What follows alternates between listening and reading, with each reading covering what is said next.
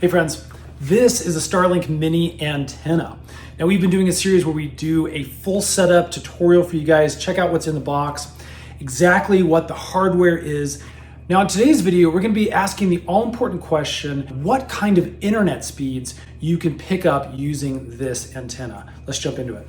Now the Starlink Mini system is very easy to set up. In fact, we'll put some links in the description box below that will show you how to get your month free. And you can actually test out all this hardware for 30 days to make sure you like it with a money-back guarantee.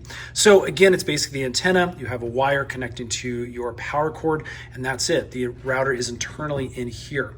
Now we're in the city here today, but I'm going to be setting this up outside of our Sprinter van that we use for camping. Now here's the thing. It doesn't matter that we're in the city. This is going to receive the exact same signal based off of the satellite network that Starlink is based off of. So instead of connecting maybe higher speeds in a city, it's going to be the same anywhere you're connecting to that satellite network, whether it's in the city or out in the wilderness somewhere camping. Okay, we've got the antenna set up here. You can see nice open skies today, super easy to grab signal. Okay, now that we have it set up and we're pointing at the sky, let's jump back into the software. So you'll need to go into your app store and grab the Starlink app. This is what it looks like on an iPhone, and we already have it downloaded, so I'm just gonna open this up.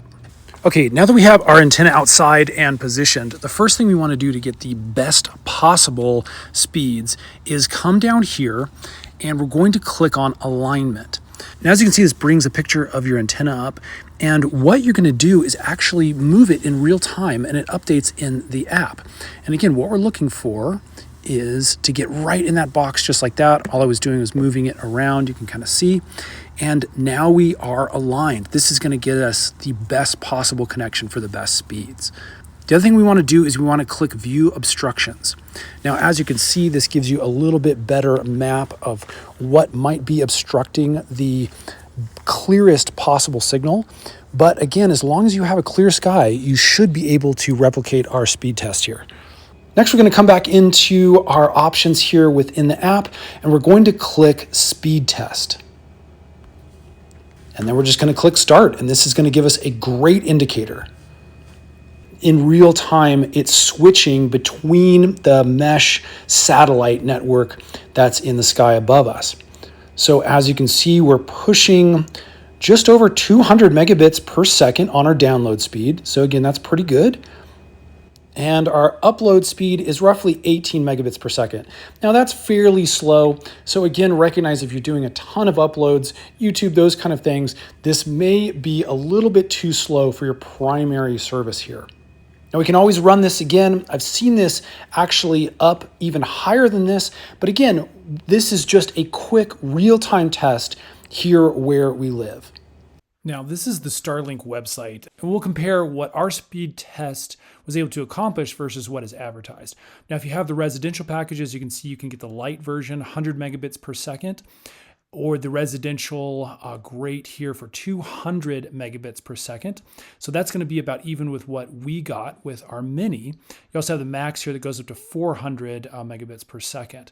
Now the plan that we have is actually the on-the-go one, and we have this Roam 100 gig. And again, we just have it basically for camping. And as you can see, you can get up to 300 plus megabits per second. Now, obviously we did not get that much tonight, but I have seen the speeds reach close to that. It's not a standard 300 plus across the board. It does fluctuate. But again, with 200 megabits per second, that's good for streaming. That's good for FaceTime. That's good for all sorts of video, even 4K streaming. So it really does give you enough, in my opinion, most of the time for really good service. So there you go, friends. That is our speed test for the Starlink Mini. Now don't forget, we do have our link in the description box below. You can click on and get your month of Starlink completely free. Thanks for watching. We'll see you again on the next one.